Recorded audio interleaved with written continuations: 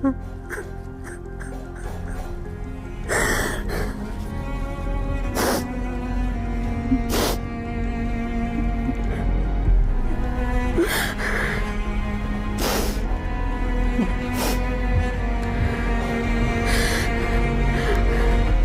Anchoring करते हैं हम लोग यहाँ बैठ के, रोज मिलते हैं। पता नहीं था आज फोन आएगा कि रोहित आईसीयू में है।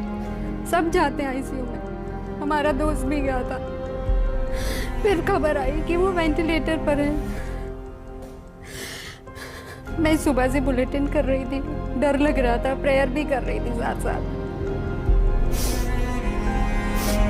पर आई नेवर थॉट कि ऐसा कुछ होगा।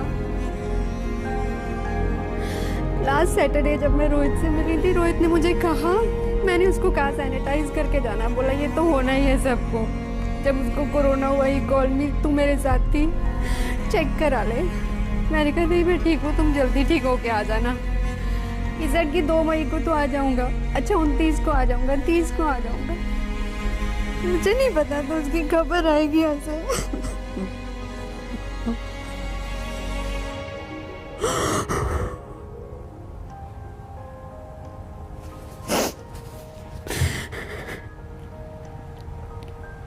आप लोग दंगल देखते हैं, यही बैठ के वो दंगल करता था। मैं 2:30 बजे जाती थी, वो मेरा रिलीवर।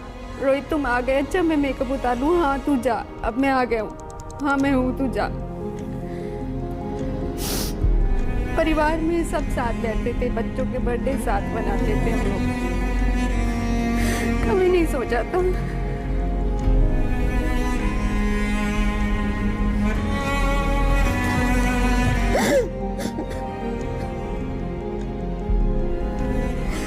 अभी कोई खबर आए। आई स्टिल बिलीव, हम इतने फोन लेते हैं, मैं किसी को भी फोन करूँ वो बोले नहीं वो ठीक है, वो आ जाएगा वापस।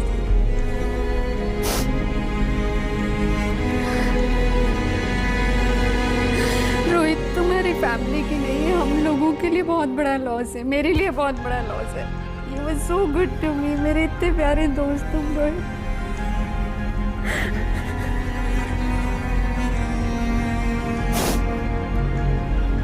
चित्रा, चित्रा मैं क्या पूछूं तुमसे, क्या पूछूं चित्रा, अब तो कोई शब्द ही नहीं है पूछने के लिए।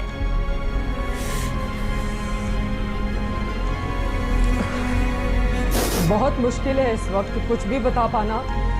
तकरीबन 12 बजे के आसपास ये खबर सामने आती है और तब से हम लोग भगवान से ये प्रार्थना कर रहे होते हैं कि हे भगवान ये गलत खबर साबित हो जाए। जिस अस्पताल में वो भर्ती थे, मैंने तुरंत वहाँ पे फ़ोन किया उनके पीआरओ को, वो मेरे जानने वाले हैं। मैंने सोचा कि सर आपका इतना बड़ा हॉस्पिटल है, रोहित वहाँ पे भर्ती थे, उनका इलाज चल रहा था, अब तमाम तरह की खबरें आ रही हैं, क्या है सच्चाई। फिर उनकी ओर से बताया गया कि कल रात तक उनकी तबीयत ठीक थी, 10:30-11 बजे तक उनकी वाइफ उनके साथ थी। रात के 4 बजे अचानक से उनकी तबीयत बिगड़ती है और फिर उनको आईसीयू में शिफ्ट किया जाता है। उसके बाद डॉक्टर्स उनकी सेहत पर नज़र बनाए रखते हैं और फिर दिन के 11-12 बजे के बीच इस तरह की खबर सामने आती है।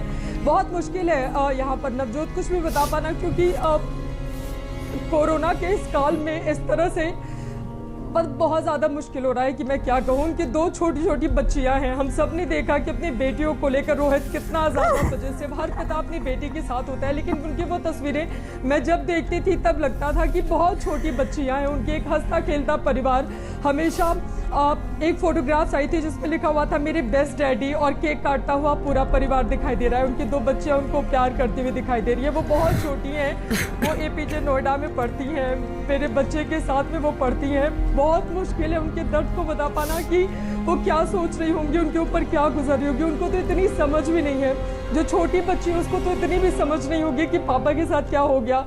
और मैं ही अब जब से उनकी तबीयत बिगड़ी थी, रोज़ शाम के 5 बजे मैं दंगल करती थी लगातार। हम लोग सोशल मीडिया पर जब उन्होंने लिखा कि 1 हफ्ते हो गए हैं मुझे आइसोलेट हुए और मैं ठीक हो रहा हूँ अब धीरे धीरे, हम सब ने प्रार्थना की थी कि बहुत जल्द आप वापस आए और फिर से अपना कार्यक्रम शुरू करें। लेकिन ज़िंदगी का ये दंगल वो इस तरह से हार जाएंगे, इसकी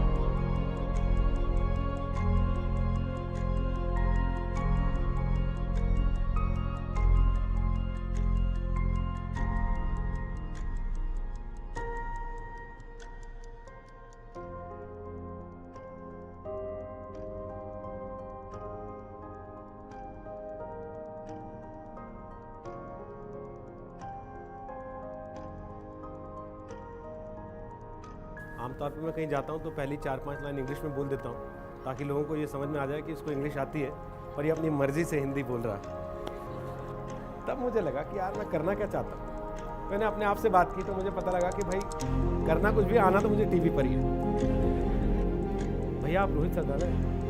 हाँ बताइए। आप जी न्यूज़ पे क्रिकेट वाला प्रोग्राम करते हैं ना? मैंने कहा भैया अपना क्रिकेट का शो करना सक्सेसफुल हो गया। आज पहली बार किसी ने जो है बाहर आके पहचान लिया कि ये आदमी वही है जो टीवी पे आता है। सो आप लोगों को मेरा ये सुझाव है कि जीवन में जब भी कोई ऐसा मौका आता है, कोई अपॉर्चुनिटी आती है, कोई ऐसी चीज़ आती है जहाँ पे आप हो सकता है उस समय उसके मास्टर नहीं भी हो, उसको डिनाई मत करो, उसको धक्का मत मारो, उसको लात उसको पकड़ो, अपने आप को जज करो।